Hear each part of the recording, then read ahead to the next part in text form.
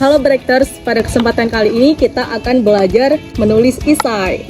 Nah, isai merupakan salah satu karya tulis yang paling sederhana, di mana isai itu sendiri adalah karya yang membahas terkait dengan suatu topik atau permasalahan berasal dari sudut pandang penulis gitu. Jadi sifat dari isai itu sendiri yakni bersifat subjektif. Karena tentu saja ini berasal dari sudut pandang kita, bukan berasal dari sudut pandang orang lain. Kemudian argumentatif. Kenapa? Karena di sini kita lebih banyak menuangkan ide-ide kita atau pendapat-pendapat kita terkait dengan permasalahan yang ada. Kemudian di sini sifatnya itu terdapat 70% argumentasi, kemudian 30% data yang mendukung argumentasi kita tersebut. Nah, selanjutnya di sini ada ciri-ciri dari isai itu sendiri. Yang pertama, berbentuk prosa, yakni paparan paragraf-paragraf gitu. Kemudian yang kedua adalah berbentuk isu yang sederhana, seperti yang saya katakan tadi, bahwa isai itu merupakan salah satu karya tulis yang paling sederhana gitu. Kemudian berisi fakta. Tentu saja meskipun di dalam isai itu sendiri banyak sekali pendapat ataupun argumentasi yang kita tuangkan, akan tetapi harus didasari atas fakta yang ada. Dalam arti kita tidak mengada-ngada untuk mengangkat masalah tersebut gitu. Kemudian menggambarkan kepribadian seorang penulis. Kenapa? Karena dari hasil tulisan kita tersebut atau isi dari isai kita tersebut, kita dapat melihat bahwa orang tersebut memiliki kepribadian tertentu. Misalnya, ada seseorang yang membuat sebuah karya tulis isai dengan analisis yang cukup kuat, kemudian dapat menulis sebegitu rinci permasalahan yang ada, maka dia bisa dikatakan seorang yang kritis gitu. Kemudian di sini hal yang paling urgent yang harus kita bahas pada kesempatan kali ini adalah struktur dari isai itu sendiri.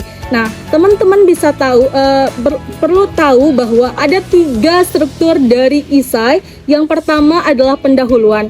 Nah, tentu saja di dalam setiap poin-poin struktur ini ada hal-hal atau poin-poin yang harus teman-teman ketahui. Nah, di dalam pendahuluan itu sendiri terdapat 3 pokok pembahasan, yakni potensi, masalah, dan juga solusi. Nah, biasanya di dalam membuat sebuah pendahuluan kita menggunakan sistem segitiga terbalik, teman-teman.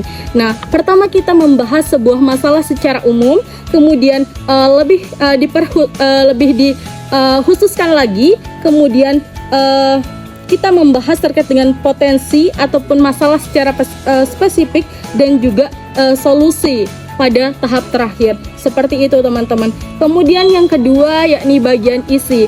Nah, di bagian isi ini kita hanya fokus terkait dengan solusi yang akan kita terapkan tadi. Bagaimana konsep solusi kita, kemudian stakeholder yang akan kita libatkan dalam mengimplementasikan karya kita tersebut. Kemudian keberlanjutan.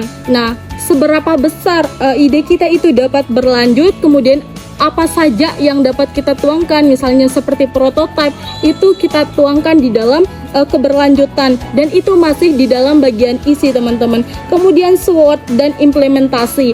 Nah, tentu saja ini merupakan sebuah bagian yang bisa dikatakan opsional, teman-teman.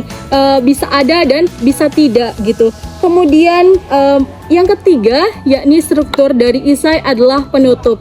Nah, penutup merupakan sebuah kesimpulan dari isi tersebut.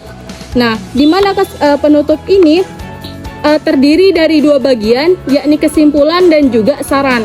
Nah, untuk saran itu sendiri sifatnya opsional, akan tetapi akan lebih baik jika teman-teman itu melengkapi karya isai teman-teman dengan menuliskan saran juga. Mungkin itu saja yang bisa saya sampaikan untuk materi isai itu sendiri. Sekian, sampai jumpa.